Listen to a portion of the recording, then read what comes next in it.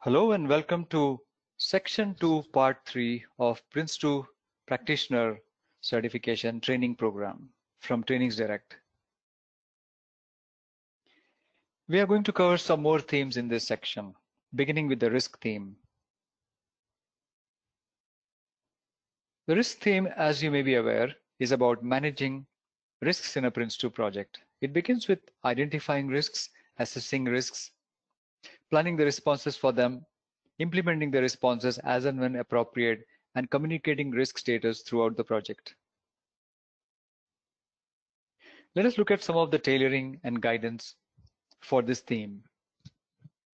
You may have noticed a certain pattern for tailoring in the previous themes, which revolves around tailoring a particular theme for program, for customer supplier environment, and sometimes for agile projects.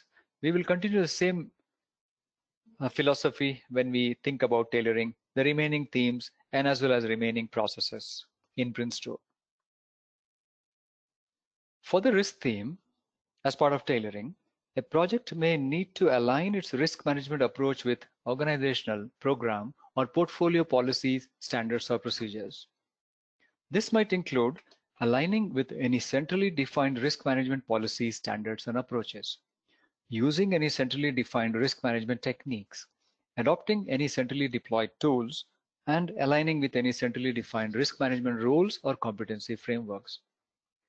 It is generally rare that a project may have to define risk management completely because they usually borrow standards, procedures, and templates from the program level or from the corporate guidance. In particular, there may be a common tool across projects for risk management, or there may be specifically defined roles. For example, there may be a risk manager appointed to a group of projects or for a program. And there may be certain techniques of risk identification which may be required across all projects across the organization. For example, a prompt list technique may be asked to be done in all projects. Though we don't have to really know these techniques, some of these techniques are mentioned briefly in the PRINCE2 manual.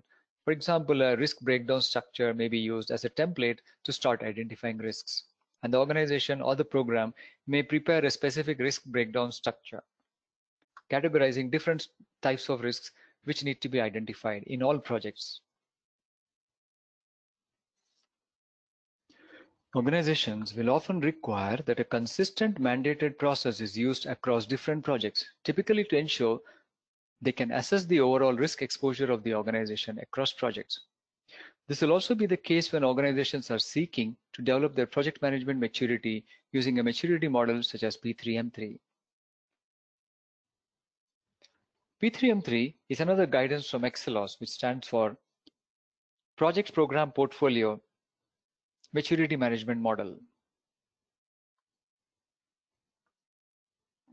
in which projects, programs, and portfolio may be assessed for their effectiveness at different levels. They may be rated, for example, that a certain project is at level 1, level 2, or maximum of level 5, depending on how much of the guidances have been adopted by a certain project. And similarly, they apply for programs and portfolios.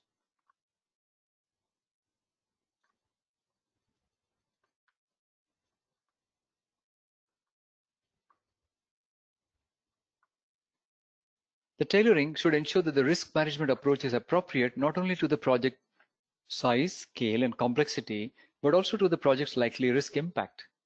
Meaning, if a risk impact to a project is low, then there may be less intense risk management. On the other hand, if the perceived risk to a project is very high, then the risk discipline will be much higher.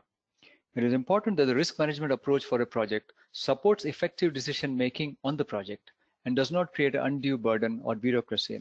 We know as a standard rule in PRINCE2 as part of tailoring that tailoring should not create too much burden, nor it should be too less than what is the minimum required. In general, however, smaller, simpler projects will need correspondingly simpler risk management arrangements. For example, on a less complex project, the project manager would typically undertake most risk management activities directly. However, on more complex projects, these activities might be delegated to a dedicated risk manager or a risk management team. Similarly, a risk register might be held in a simple list on a whiteboard, in a spreadsheet, or in a dedicated IT system. What is important is that the risk management approach is appropriate. So very simple, clear language explaining the amount of risk management necessary in simple versus more challenging or complex projects. It is important that the approach to managing risk works with and supports the project's use and delivery approach. For example, we may have an agile or a waterfall approach or a mixed approach. For example, a risk management approach that includes monthly risk review meetings is unlikely to effectively support an agile project delivery approach where deliveries may be happening every 2 weeks. In a commercial context, there may be a need for more than one risk register, as some project risks could be unique to only one party, with good reasons for them not to be visible to the other party. Where a joint risk register is used, care should be taken to establish whose risk it really is, and the risk owner appointed accordingly. So yes, as part of tailoring, multiple risk registers may exist with different stakeholders in the organization, meaning different suppliers and the customer. Also, at the same time, there may be clarity on who is owning what risk, and some risks may be hidden when they are communicated to the other party because it may be an internal risk, and maybe a supplier does not want to let the customer know about their internal risks in some situations. Also, a risk register may be part of a larger register. A single register may also contain a risk register, issue register, and quality register. So PRINCE2 does not mandate that each register be separate, but they can be combined as long as maybe there is a column which indicates which type of item it is. Is it a risk? Is it a change? Is it a quality item or something else? So with a lot of creativity, tailoring can be made to support stakeholders' unique needs and preferences. Let's look at the responsibilities of the PRINCE2 roles from a risk theme perspective. Corporate, program management, or customer.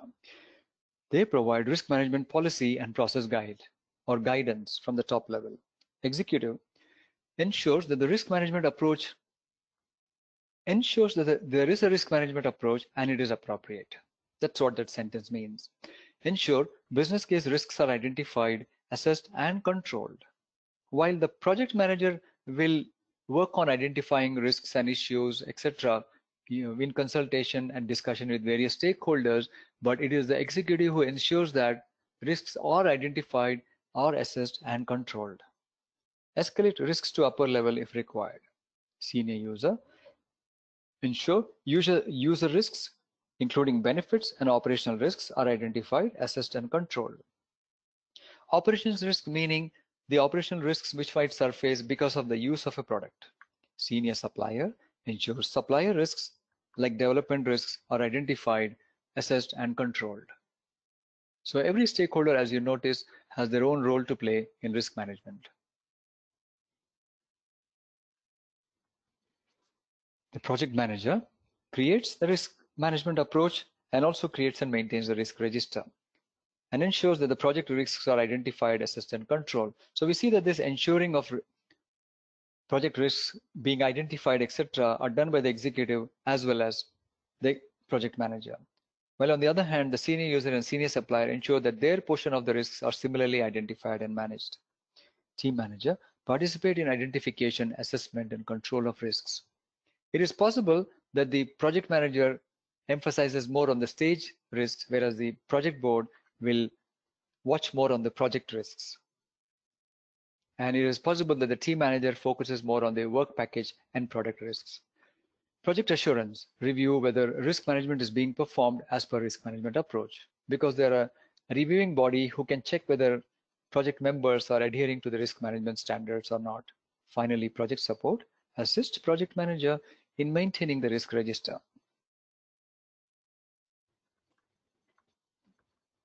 Time to reflect on the learning and make notes on pursuing any other information in the PRINCE2 manual.